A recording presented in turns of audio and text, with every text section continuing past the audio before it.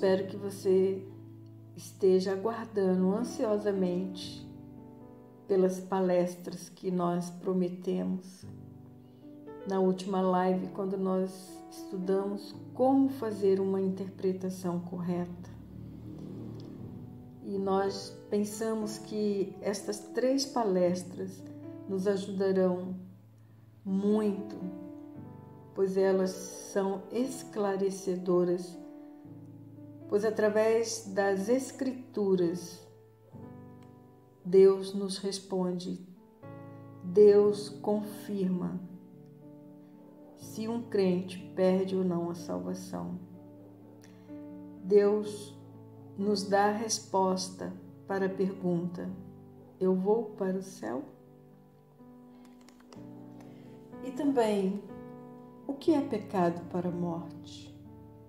Nós precisamos entender algumas coisas para que nós possamos ter estas respostas bem claras, e elas nos serão dadas pelo Espírito Santo de Deus através das Escrituras. Não o que eu penso, nem muito menos o que eu acho, mas eu sou apenas uma transmissora para que você possa compreender aquilo que Deus realmente disse na sua palavra. Eu sou apenas uma ponte, vamos dizer assim, que vai ligar a sua compreensão à mente de Deus. E eu quero começar contando uma história. Um certo apresentador de um show de televisão, cujo nome é Phil Donahue, ele convidou um personagem religioso muito famoso para o seu show. E a audiência se tornou muito agressiva com as suas perguntas.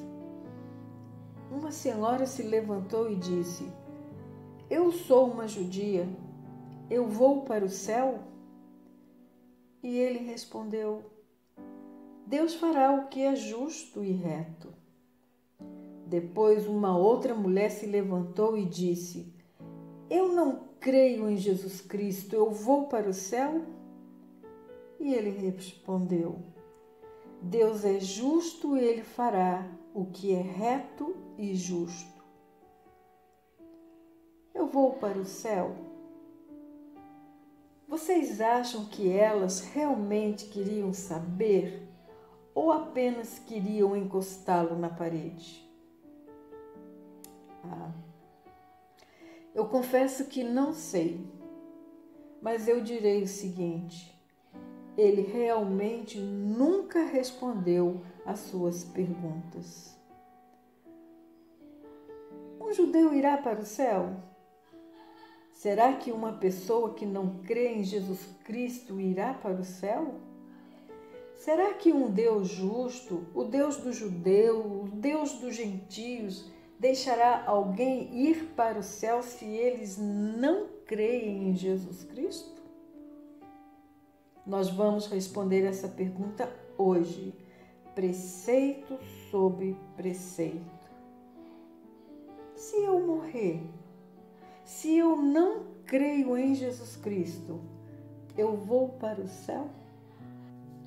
Um certo presidente da Convenção do Sul dos Estados Unidos, um dia ele causou um grande problema, uma grande encrenca para si, quando ele afirmou publicamente que os judeus não irão para o céu. Os batistas que ouviram isso questionaram, dizendo: como que ele podia falar isso? Que direito o Senhor tem de dizer que um judeu não irá para o céu? Muitas pessoas dizem que não creem em Jesus. Elas irão para o céu? Mas elas dizem que Deus é amor. Como que Deus, um Deus de amor, pode não deixar alguém não entrar no céu? eu quero responder essa pergunta. Eu quero respondê-la preceito sobre preceito do livro que Deus inspirou e que foi escrito por homens diferentes num espaço longo de tempo, mas que nunca se desviou da mente de Deus. Eu quero responder essa pergunta com todo respeito e honestidade e também em amor. E eu acredito que conheço um pouco cada um de vocês que tem participado das lives. E eu vou dizer o seguinte: eu amo você o suficiente para lhe dizer a verdade. Mesmo que você passe a não me admirar mais, ou alguém até venha me odiar, eu não vou esconder a verdade só para agradar você. Me perdoe, eu nunca farei isso.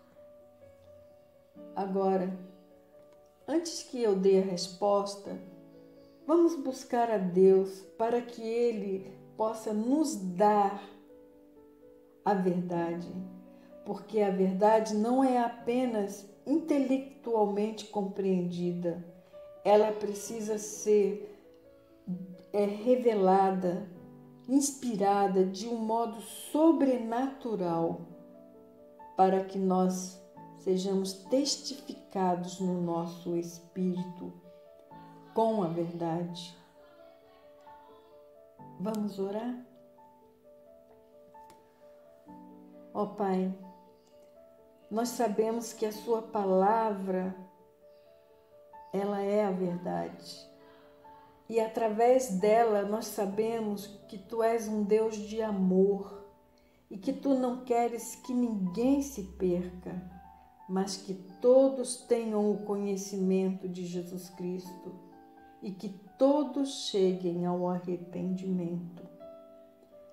Ó Pai, nós Te pedimos que todos nós possamos chegar ao conhecimento da verdade através da iluminação das nossas mentes pelo Espírito da verdade. Então, Pai, dê as respostas para cada um de nós através da Sua palavra. Pai, abra os nossos olhos para que nós possamos ver a verdade, para que a verdade venha nos libertar. Pai, unge a nossa mente, unge-nos com o Espírito da revelação, com o Espírito do conhecimento, com o Espírito da sabedoria, que vem lá do alto, que vem do Senhor, que vem do Pai das luzes, porque nós oramos em nome do nosso Senhor Jesus Cristo. Amém.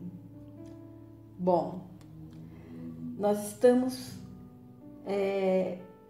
fresquinhos com a observação do livro de 1 João, da carta de 1 João, pois nós acabamos de fazer a observação, a interpretação e também vamos aprender a fazer a aplicação correta. E soubemos através de João, na sua carta, que ele nos escreveu a fim de sabermos que temos a vida eterna. Então você já fez as lições, você já leu 1 João várias e várias vezes. Bem, agora que você já leu, agora que você já observou, tem outras coisas que nós precisamos fazer. Mas antes que eu comece a ensiná-los, eu vou tentar deixar algumas coisas, mas outras coisas eu faço questão de transmitir, porque eu quero tirar com vocês algumas delícias dos primeiros versículos do primeiro capítulo da primeira carta de João. e eu vou usá-los para responder a nossa pergunta. Hoje, nós vamos estudar, nós vamos ver o que realmente Deus quer nos dizer na sua palavra. Eu vou para o céu? Você vai para o céu? Mas antes de você entender a mensagem de 1 João, há algumas coisas básicas que você precisa entender. Nós vimos que foi o pecado que nos colocou em uma bagunça, que foi o pecado que criou toda essa confusão em que nós temos vivido. Nós vimos que o pecado traz morte espiritual, que o pecado traz morte física, o pecado também traz escravidão. Ele nos fez escravo. E nós vimos também que o pecado levou o homem a criar outras religiões, a não mais seguir a orientação de Deus, como é que Deus quer e se sente adorado, mas o homem começou a fazer do seu jeito. E nós sabemos que todo pecado exige punição, exige um castigo, não é verdade?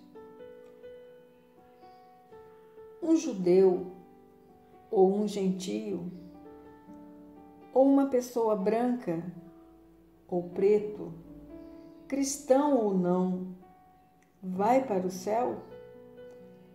Eles têm alguma chance? Será que Jesus é o único caminho para Deus? Ele é o único ingresso para entrar no céu?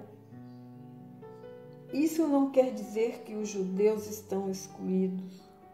E olhe, o mundo inteiro os exclui, porque o mundo não crê no Senhor Jesus Cristo.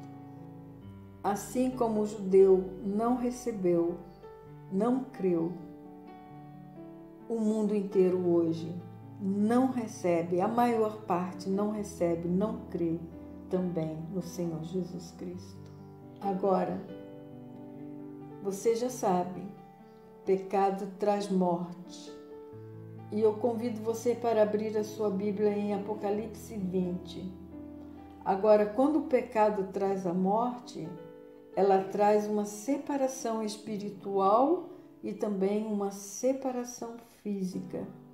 A separação espiritual é o homem separado de Deus e a separação física é o homem separado dos entes queridos. Eu quero levar vocês ao Jardim do Éden. E lá no Jardim do Éden, nós vimos que Deus colocou Adão e também depois Deus criou Eva. E Deus deu a eles uma escolha, a escolha de obedecer e também a escolha de desobedecer, quando ele disse que havia ali no jardim uma coisa que eles não podiam fazer. E o que eles não podiam fazer? Eles não podiam comer o fruto da árvore do conhecimento do bem e do mal, porque no dia que eles comessem, ele certamente morreria. O que aconteceu? Então, Eva e Adão pecou. Ele comeu o fruto, mas eles não morreram fisicamente naquele dia, mas eles morreram espiritualmente. De repente, uma escuridão entrou nas suas vidas. Por quê? Porque a luz se foi. A luz foi embora porque Jesus é a luz. A vida se foi porque Jesus é a vida. Quando Deus fez o homem, ele fez a sua imagem, ele fez corpo, alma e espírito. O Espírito de Deus residia em Adão, dentro de Eva também, porque Deus é luz e vida. E Deus estava neles e eles em Deus. Mas quando eles pecaram, o Espírito de Deus os deixou. E eles eram, portanto, agora nada mais do que corpo e alma sem o Espírito. Então eles morreram, porque Deus se separou deles, porque Deus é puro e não pode contemplar Deus na sua pureza absoluta. Ele não pode nem ao menos contemplar a iniquidade.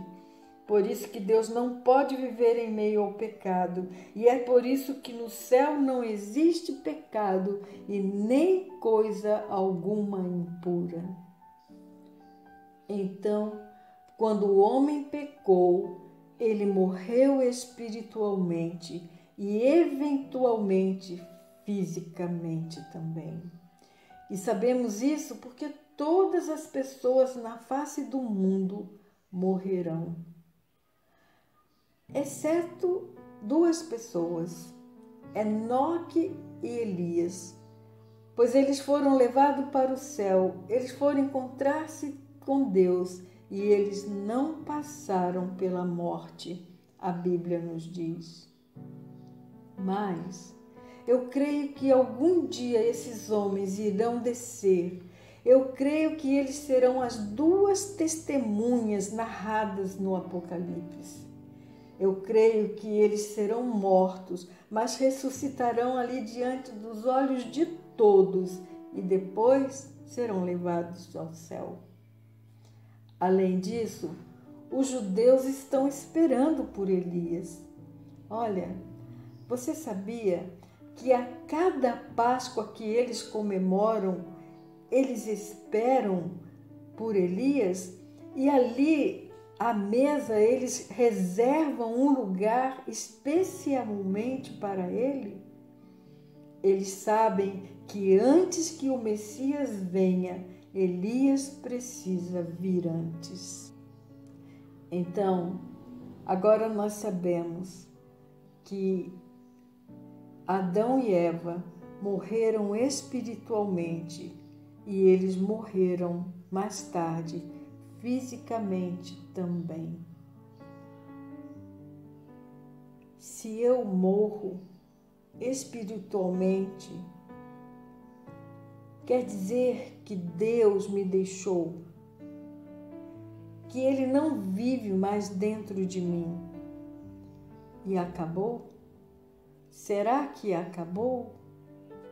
Mas se eu um dia morrer fisicamente, sem me reconciliar com Deus, um dia eu estarei eternamente separada de Deus.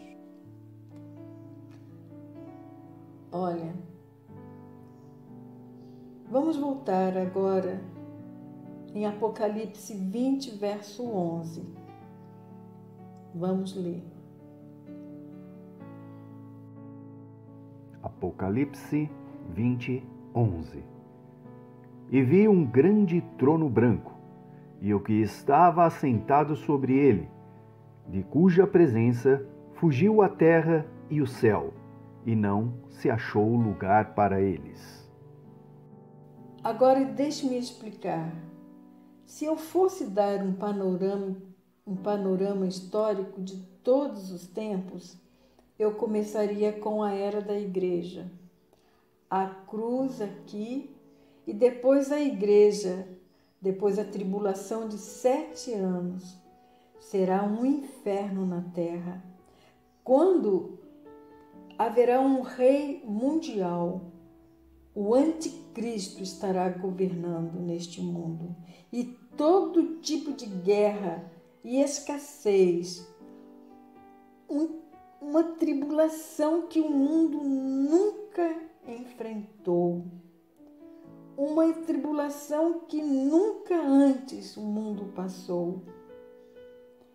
Mas, aleluia, glória, glória a Deus. Mas no fim dos 7 anos, Jesus virá do céu contra todas as nações do mundo.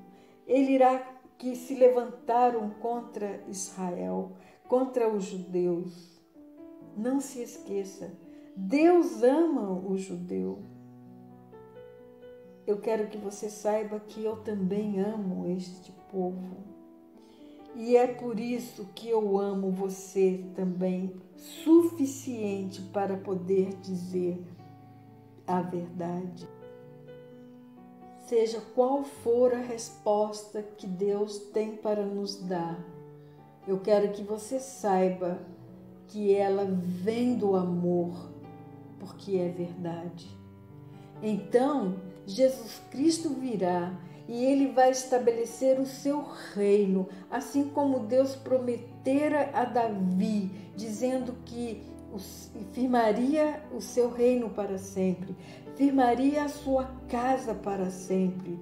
E Jesus Cristo reinará nesta terra por 1000 anos, como diz a palavra de Deus. Depois essa terra será queimada. Romanos diz que a natureza geme pela manifestação dos filhos de Deus. Então esta terra será restaurada, mas todos aqueles que amam a Deus serão levados com Jesus e eles serão colocados num novo céu e uma nova terra. E Deus limpará dos olhos todas as lágrimas, e não haverá mais doença, não haverá mais remorso, dor, morte, e todas as coisas antigas passarão.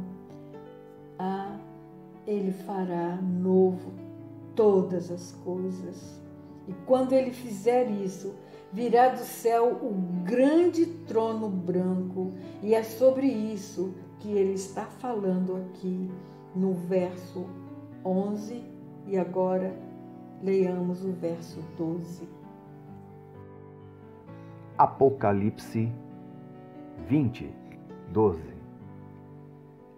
E vi os mortos, grandes e pequenos, que estavam diante de Deus, e abriram-se os livros, e abriu-se outro livro, que é o da vida.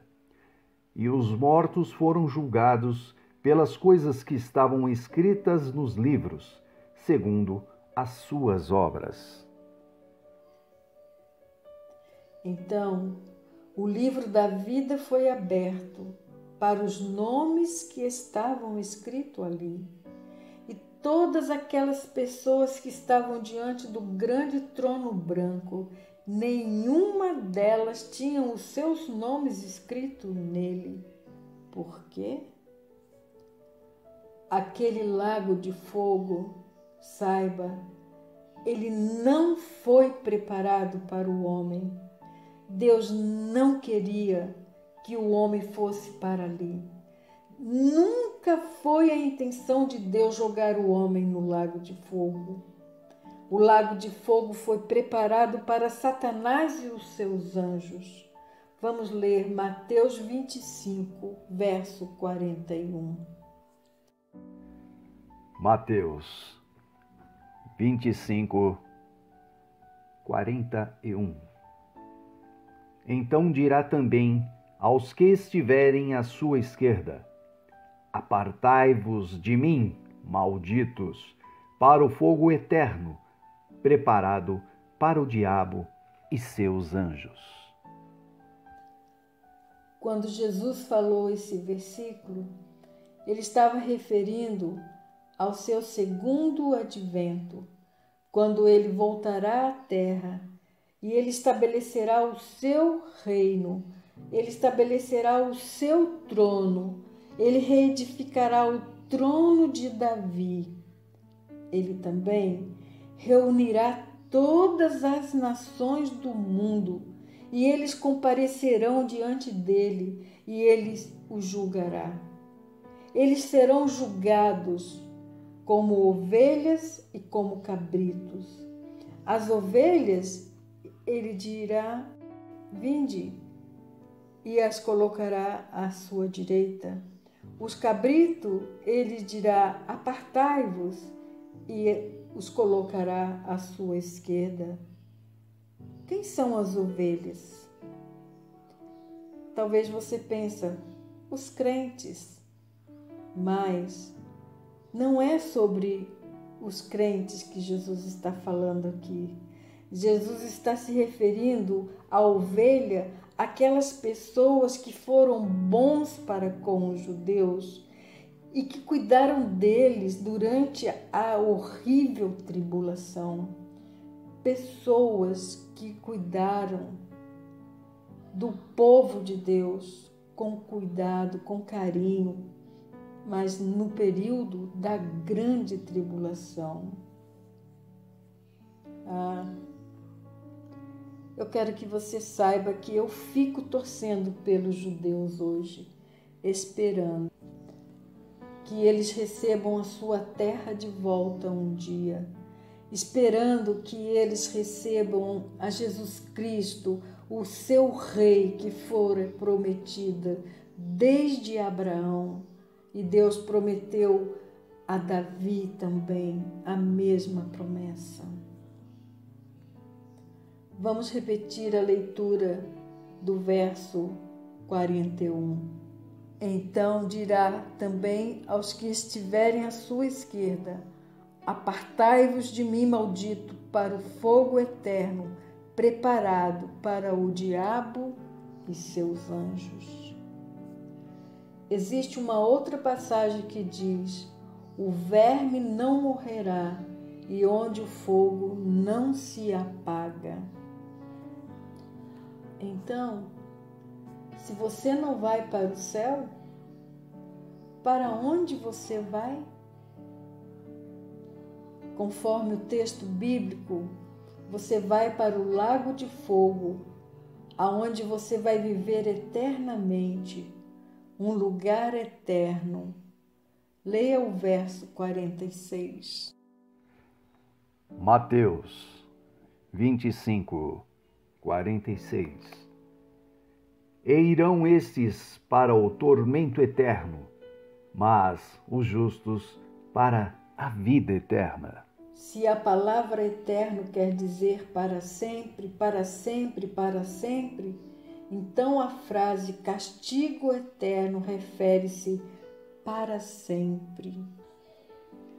Se a vida eterna é para sempre, castigo eterno é para sempre.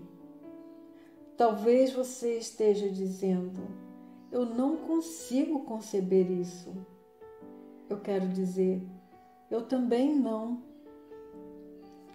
Por que Deus faria isso? Nós já vimos que não é a vontade de Deus que todos pereçam. É o homem quem escolhe. Deus nos mostra o caminho e diz: ande nele. Se nós não andarmos nele, Ele nos deu a escolha como Ele deu a Adão e Eva. Assim como Deus mostrou as consequências para Adão e Eva se eles comessem do fruto do conhecimento do bem e do mal, que eles morreriam, Deus também nos dá as consequências. Ele nos adverte. E é isso que Ele está fazendo agora mesmo através deste ensinamento. Ele está te advertindo que não apenas existe um céu, mas também existe um inferno. Talvez você deve estar pensando: eu não acredito em você, Martinha. E eu te respondo: não tem importância. Isso não muda as coisas, porque é Deus quem está falando.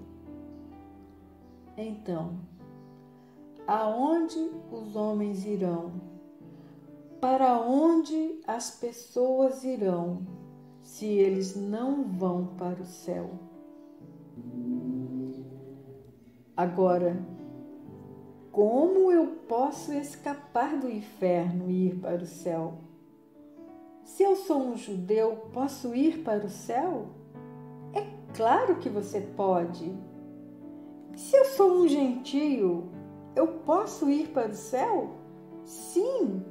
E se eu sou um muçulmano? Sim.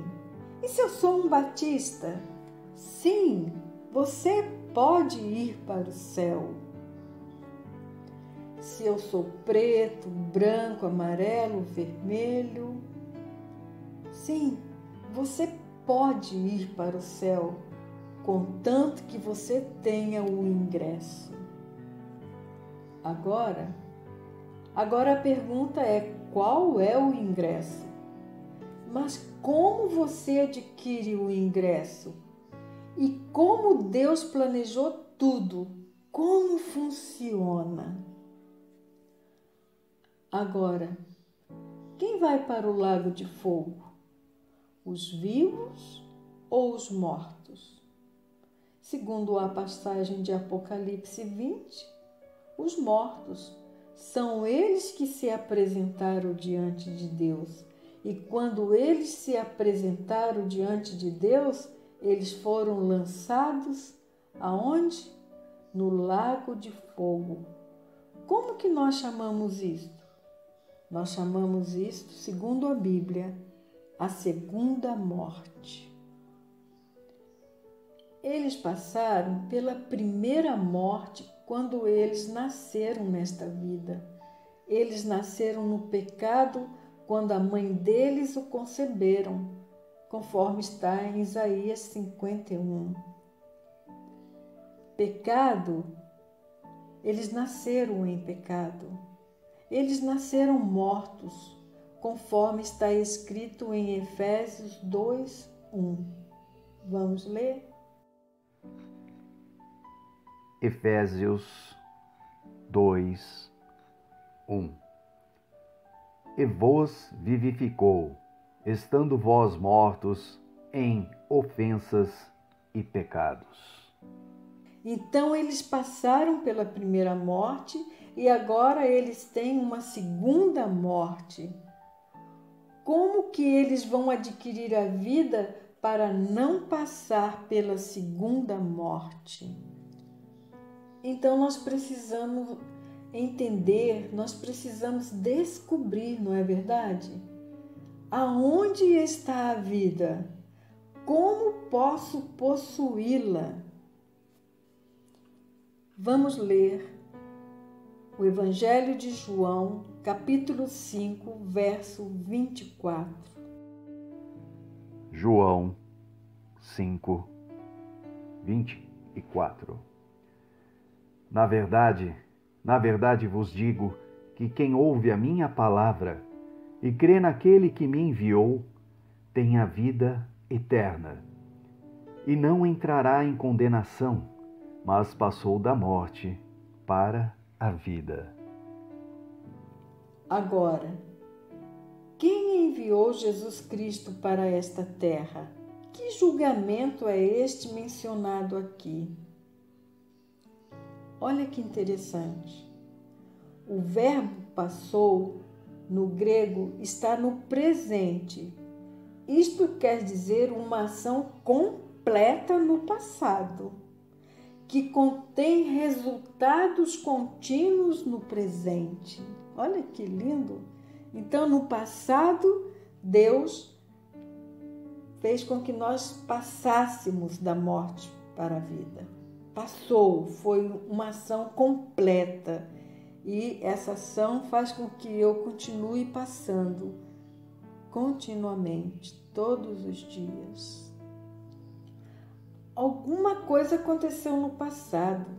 Nós cremos na palavra sobre Jesus Cristo e nós cremos naquele que o enviou, que era Deus. Então, no momento que cremos nisto, naquele momento exato, nós temos vida. O Espírito que deixou Adão e Eva voltou para dentro de nós novamente. A pessoa do Espírito Santo, aquele que tem o Espírito de Deus, tem vida. Aquele que não tem o Espírito de Deus não tem vida. Ah, que maravilha! Então, em um momento exato na minha vida, eu passei da morte para a vida. Leia João 10:10. João, capítulo 10, versículo 10. O ladrão não vem senão a roubar, a matar e a destruir. Eu vim para que tenham vida e a tenham com abundância. Muitos de vocês têm a vida, mas não a têm em abundância. E você pergunta, por que eu não tenho? Eu vou lhe dizer por quê. Porque você não tem estudado a palavra de Deus. Porque você tem vivido só de pão. E a palavra de Deus nos recomenda que não só de pão viverá o homem, mas de toda a palavra que procede da boca de Deus. Então eu volto a reafirmar: estude a palavra, debruce nela, se alimente dela e você terá a vida abundante de Cristo fluindo através de você. E o motivo porque você vê essas pessoas por aí que dizem ser crente e agir como os outros e agir como as pessoas do mundo, olha, eu sinto muito dizer, mas elas são hipócritas. Ouça, essas pessoas não são crentes. Leia 1 João, capítulo 5, dos versos 10 ao 12. 1 João 5, 10 a 12. Quem crê no Filho de Deus, em si mesmo tem o testemunho. Quem a Deus não crê, mentiroso o fez, porquanto não creu no testemunho que Deus de seu Filho deu. E o testemunho é este, que Deus nos deu a vida eterna, e esta vida está em seu Filho. Quem tem o Filho tem a vida, quem não tem o Filho de Deus não tem a vida. Vamos fazer um exemplo. Pegue um caderno, e este caderno ele vai representar a vida. Agora, pegue a Bíblia. A Bíblia representa Jesus. Agora, onde está a vida? Coloque o caderno dentro da Bíblia. E aonde está a vida? A vida está em Jesus. Agora, se eu quero vida, eu posso tirar o caderno sem a Bíblia? Então, se eu quero vida, e aqui é o único lugar aonde se encontrar, o que eu preciso fazer? Vamos repetir. Pegue um caderno. O caderno representa a vida. Pegue a Bíblia. A Bíblia representa Jesus. Agora, coloque o caderno dentro da Bíblia. Aí eu pergunto, se eu quero vida, eu te pergunto, você quer vida? Aí eu falo, aonde que está a vida? Se eu tirar o caderno sem a Bíblia, eu tenho vida? Não. Então, se eu quero vida, e aqui é o único lugar aonde se encontra, o que eu preciso fazer? Eu preciso levar Jesus junto. Agora, se eu tenho Jesus, eu tenho vida. Se eu não tenho Jesus, eu não tenho vida. E se eu não tenho vida, eu estou morta. E se eu continuar morta, eu vou direto para o grande trono branco e lá eu serei lançada para o lago de fogo. Não, não. A questão não é se eu sou judia ou não, se eu sou gentílica ou não. A questão não é essa, mas sim, eu sou um ser humano. Eu vou para o céu? Então, não importa quem você é. Importa se você tem vida. Agora talvez você esteja dizendo, olha, não me venha com isso. Eu conheço muitas pessoas que dizem ser crente e só me enojam saber o que elas fazem. Agora, se você está me dizendo que essas pessoas vão para o céu só porque elas dizem que creem em Jesus Cristo, esqueça. Olha, eu quero que você saiba que eu entendo o seu ponto de vista. Só porque as pessoas dizem ter Jesus, tem realmente Jesus. Só porque uma pessoa vai à frente ou faz uma oração de arrependimento, ou se batiza, ou se torna membro de uma igreja, não o faz um crente. Se eu sento numa garagem, isso não me torna um carro. Se eu sento dentro de uma igreja, isso não me torna um crente. Como que eu me torno um crente? Como que eu posso saber o que é um cristianismo verdadeiro? Como que eu sei que tenho vida? Não há alguma maneira de saber? Preciso comprometer o meu futuro numa oração? Olha, toda a primeira carta de 1 João foi escrito para mostrar-lhe o que é um cristianismo verdadeiro e se você tem realmente a vida eterna. Agora, eu sei que muitas pessoas que estão me ouvindo neste momento que estão meio perturbadas, meio confusas. E eu entendo por quê. Mas se você continuar a ouvir, você vai dizer, você está vendo? Eu sabia que eles não vão para o céu. E você vai estar certo sobre muitas coisas. E talvez você vai ter razão, porque sabendo que você também não vai para o céu, porque você é como eles, você vai também saber como que você pode ser transformado e ter vida, e tê-la abundantemente. Mas antes, deixe-me compartilhar um versículo. 1 João, capítulo 5, verso 13. 1 João 5, 13.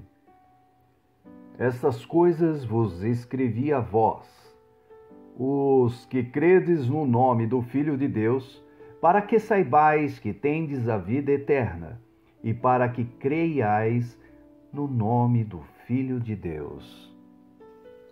Está bem. Aonde estamos? Bom, sabemos que somos pecadores mortos nos nossos delitos e pecados. Mas se eu crer sinceramente na palavra de Deus que fala sobre Jesus, e se eu crer de coração que Deus o enviou, que Deus enviou Jesus e crer que Ele entrou na minha vida para residir, o que eu terei? Eu terei vida. Eu não apenas terei vida, mas também terei koinonia, comunhão. Agora abra a sua Bíblia em 1 João capítulo 1 e eu vou pedir para o Alexandre ler o prólogo. João 1, de 1 a 3. No princípio era o Verbo, e o Verbo estava com Deus, e o Verbo era Deus. Ele estava no princípio com Deus. Todas as coisas foram feitas por ele, e sem ele, nada do que foi feito se fez. Ou proclamação de Jesus. Eu vou mostrar-lhe porque ele faz isso. E eu não terminei a resposta à pergunta se os judeus vão para o céu, porque eu quero levá-los à história judaica. E eu quero mostrar-lhes sempre, cada judeu pode ir para o céu e não cessar de ser um judeu. O pecador pode ir para o céu, contanto que ele seja um pecador arrependido. Vamos ler 1 João, capítulo 1, versos 1, 2 e 3. Por favor, Alexandre. 1 João 1, de 1 a 3. O que era desde o princípio, o que ouvimos, o que vimos com os nossos olhos, o que temos contemplado, e as nossas mãos tocaram da palavra da vida. Porque a vida foi manifestada, e nós a vimos, e testificamos dela, e vos anunciamos a vida eterna, que estava com o Pai, e nos foi manifestada. O que vimos e ouvimos, isso vos anunciamos, para que também tenhais comunhão conosco, e a nossa comunhão é com o Pai e com seu Filho Jesus Cristo. Agora, por que ele falou com o Pai e com Jesus Cristo? Porque ele não simplesmente falou só com o Pai. Agora, comunhão no grego é koinonia e quer dizer compartilhar em comum. É como duas pessoas remando numa mesma canoa. Agora, o que ele está dizendo é: olha, eu vi a vida eterna. O que estava com o Pai lá no princípio. O que nos foi manifestado, eu ouvi com os meus próprios ouvidos, eu vi com os meus próprios olhos, eu o apalpei com as minhas próprias mãos e eu estou lhe falando estas coisas sobre ele porque eu tenho comunhão com o Pai e com o Filho. E eu quero que você tenha comunhão com o Pai e com o Filho. E eu também quero ter uma comunhão contigo. Olha que coisa mais maravilhosa, fantástica. Esse é o propósito de estarmos aqui nesta palestra. Nós estamos compartilhando com você o que realmente a vida é, porque você e eu possamos compartilhar em comum a mesma vida. Agora, a comunhão não é apenas com o Pai, mas também com o Filho. Preste atenção. Preste atenção. Agora, a comunhão não é apenas com o Pai, mas também com o Filho. Aí você pergunta, por que também precisa ser com o Filho? Lembra, o Filho tem o quê? O Filho tem a vida. E eu posso apenas ter a vida Se eu tenho quem? Se eu tenho o Filho. Portanto, eu posso ter comunhão com o Pai através do Filho. Se eu estou morto, se eu estou morta nos meus delitos e pecados, eu estou separada de Deus. Portanto, é essencial que, se eu quero ter comunhão com o Pai, eu preciso ter comunhão com o Filho. Você está entendendo? E o Pai vive no céu. E se você quer chegar ao Pai, se você quer chegar ao céu, você precisa ter comunhão com o Filho. Aquele que tem o Filho de Deus tem a vida. Aquele que não tem o Filho não tem a vida. Vamos ler o Evangelho de João, capítulo 1, de 1 a 5. João 1, de 1 a 5. No princípio era o Verbo, e o Verbo estava com Deus, e o Verbo era Deus. Ele estava no princípio com Deus. Todas as coisas foram feitas por ele, e sem ele nada do que foi feito se fez. Nele estava a vida, e a vida era a luz dos homens. E a luz resplandece nas trevas, e as trevas não a compreenderam. Jesus veio para o mundo. Ele era a luz, ele era também a vida. Ele foi mandado de onde? De Deus. Ele apenas nasceu? Não. Ele sempre viveu desde a eternidade. E quando ele chegou aqui, ele resplandeceu nas trevas, no mundo. E você sabe o que o mundo fez? O mundo ficou assim, meio confuso, coçando a cabeça e perguntando: quem será ele? Quem é essa pessoa? Eles não compreendiam quem ele era. E mais tarde, os líderes religiosos tentaram apedrejá-lo. Por quê?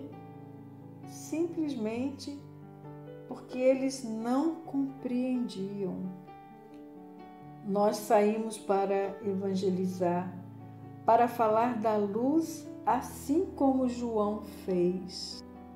E quando saímos, o mundo não compreende e eles acham que você é um fanático e que quando eles se levantam e perguntam: está bem, eu sou judeu, eu vou para o céu?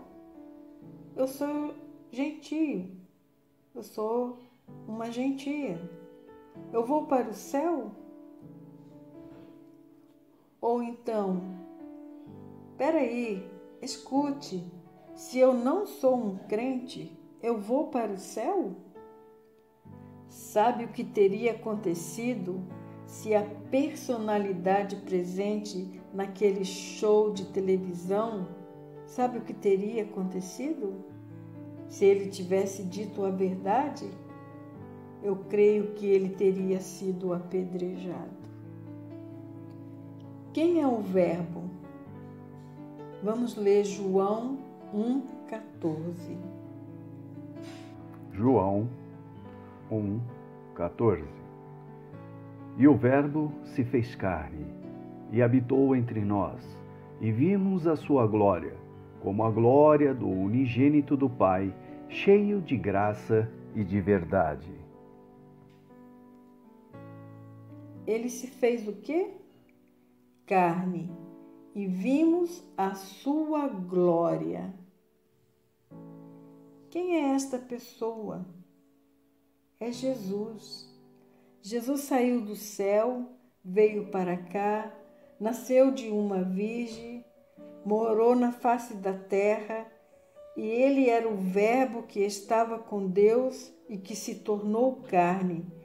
E este é o Verbo que nós proclamamos, o Verbo que tem vida, o Verbo que é a luz do mundo, o Verbo que resplandece nas trevas. E é o Verbo que te liberta das trevas para a luz, e que te liberta, e que te dá vida, e que te dá vida em abundância. A gente estava lá quando o Verbo apareceu? Não. Ele sempre existiu desde o princípio. Vamos ler Gênesis capítulo 1, versículo 6. Versículo 26. Gênesis 1, 26. E disse Deus: façamos o homem à nossa imagem, conforme a nossa semelhança, e domine sobre os peixes do mar, e sobre as aves dos céus, e sobre o gado, e sobre toda a terra, e sobre todo o réptil que se move sobre a terra. Também disse Deus: façamos o homem a nossa imagem e semelhança. Agora, Deus disse o quê? Façamos. Por que Deus disse façamos? A palavra para Deus no hebraico é Elohim. E-L-O-H-I-N. Toda palavra no hebraico que tem o in no final é uma palavra plural, Elohim. Façamos o homem à nossa imagem. Uma palavra no singular não é imagens.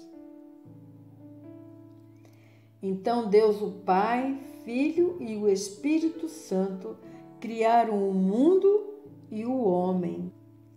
Deus disse, Jesus trabalhou e o Espírito Santo moveu e o mundo foi criado e o homem foi criado à imagem de Deus. Agora, quando Deus fez o homem, os judeus apareceram na cena e disseram: eu não posso crer em Jesus Cristo, porque Deuteronômio 6:4 diz. Pode ler, Alexandre? Deuteronômio 6:4. Ouve, Israel, o Senhor nosso Deus é o único Senhor. Veja, a palavra para Senhor é Yehová. E Deus é Elohim. Quando o versículo diz único Senhor, isto quer dizer único em caráter, em um propósito, em uma salvação. Vamos ler Provérbios, capítulo 30, verso 4. Provérbios 30:4. Quem subiu ao céu e desceu? Quem encerrou os ventos nos seus punhos? Quem amarrou as águas numa roupa? Quem estabeleceu todas as extremidades da terra? Qual é o seu nome? E qual é o nome de seu filho? Se é que o sabes. Agora eu vou fazer a pergunta e você responde. Você está vendo a última parte do versículo? Qual é o nome do seu filho? Vamos ler Gênesis 3, capítulo 15. Capítulo 3, verso 15. Gênesis 3, verso 15. Gênesis 3:15. E porei inimizade entre ti e a mulher, e entre a tua semente e a sua semente. Esta te ferirá a cabeça, e tu lhe ferirás o calcanhar. Deus está falando para Satanás. E o que ele está falando? Ele está dizendo que a semente da mulher ferirá a cabeça da serpente, ferirá a cabeça de Satanás. Olha, você sabia que a única coisa que fere o calcanhar é a crucificação? O que ele está profetizando? O que Deus já está anunciando de antemão? Que algum dia descenderá dela, descenderá da mulher, descenderá de Eva um Redentor. O Redentor ferirá a tua cabeça, Satanás.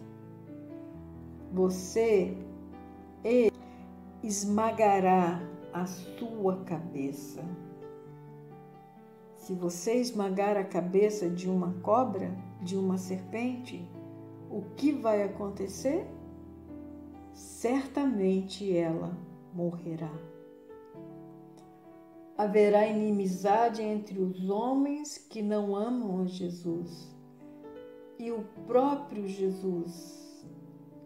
Haverá uma escuridão entre eles, mas Jesus ressuscitou e um dia ele julgará do grande trono branco e ele irá condenar todos aqueles que o rejeitaram e todos eles serão lançados no lago de fogo, inclusive Satanás, e ele ferirá a sua cabeça e ele esmagará a sua cabeça. Está bem. Ele prometeu uma semente para Eva, mas também ele prometeu a mesma semente para Abraão. Abra sua Bíblia no capítulo 15 de Gênesis. Sim, agora aparece em cena Abraão. E quem é Abraão? Ele é o pai dos judeus. E Deus, o grande Deus, entrou em uma aliança com Abraão e ele fez promessas a Abraão. E ele disse: eu vou te abençoar, eu farei de ti uma grande nação.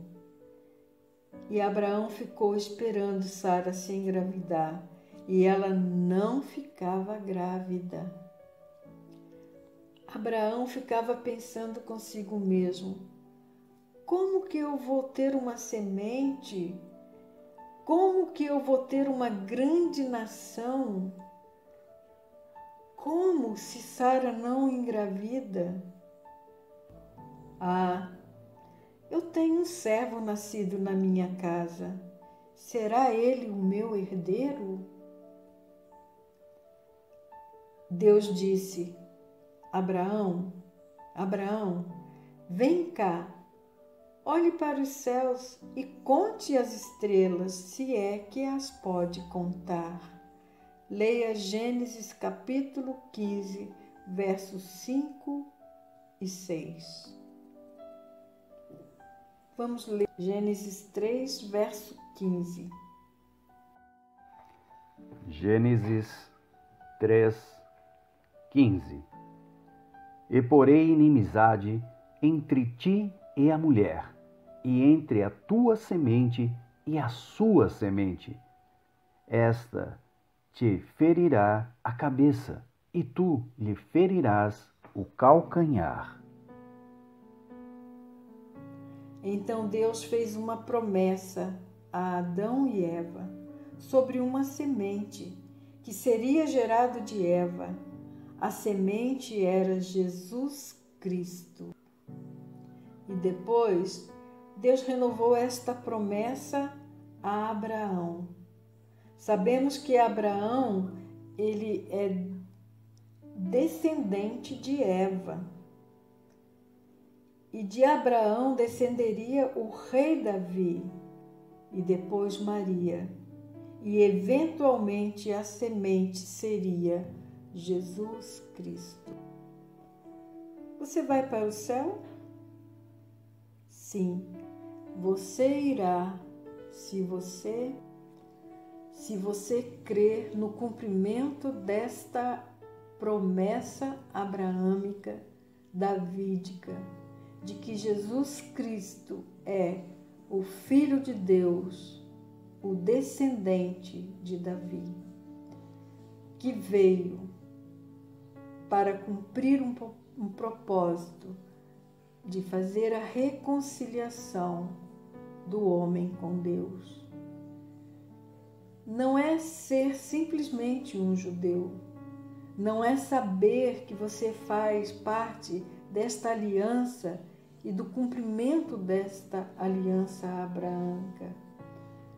Olha, transcorreram-se tantos anos, tantos séculos, até que um dia João Batista disse: Eis o Cordeiro de Deus que tira o pecado do mundo. Jesus veio em cumprimento à promessa que ele havia feito a Adão, a Abraão e também a Davi. Este era o Cordeiro de Deus, e este Cordeiro, Jesus Cristo, foi crucificado exatamente no dia em que a Páscoa era celebrada, com o sacrifício do Cordeiro de Deus. E quando eles estavam no templo, degolando o pescoço do Cordeiro, o Cordeiro de Deus estava pendurado numa cruz. Deus sacrificou o seu Cordeiro. Sim, tudo bem.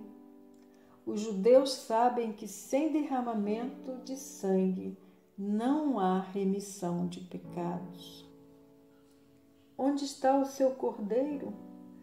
Aonde está o Cordeiro que tira os seus pecados? Ele foi crucificado na cruz. Ele te amou. E quando os judeus e gentios daquela época o crucificaram, Jesus olhou para baixo e disse: Pai, perdoa-lhes porque eles não sabem o que fazem. E eles pensaram que podiam apagar a luz, e eles o sepultaram num túmulo. Mas no domingo, aleluia, aleluia, glória a Deus, a luz apareceu. Jesus ressuscitou dos mortos. Sim, Jesus ressuscitou dos mortos. E o que ele fez? Ele venceu a morte. Ele pagou o salário do pecado que era a morte. E Deus o ressuscitou dos mortos como testemunha para todos. Em Jesus a vida. Aquele que tem o Filho tem vida. Aquele que não tem o Filho de Deus não tem vida. Não é vontade de Deus que todos pereçam. É por isso que você está aqui. É por isso que você está ouvindo. Não é por acaso que você está aqui nos ouvindo. Ele está dizendo: seja judeu, gentio ou pecador, você pode ir para o céu se você der as costas aos seus pecados e caminhar na direção de Jesus. Aí então você terá vida e não morrerá. Você irá para o céu. Vamos orar? Ó Pai, obrigado pelo Verbo que se tornou carne, por ter habitado entre nós. Obrigado porque nós vimos a sua glória, a glória do unigênito do Pai, cheio de graça e de verdade. Obrigada pelo Cordeiro que morreu por nós, porque nós estávamos mortos, tivemos vida através dele. Nós agradecemos por ele ter ressuscitado, por ter ressurgido dentre os mortos. E nós te agradecemos, não importa quem eu seja, judeu ou gentio, livre ou escravo. Ele está disponível para todos nós. Vida em Jesus Cristo. Sim, vida há em Jesus Cristo.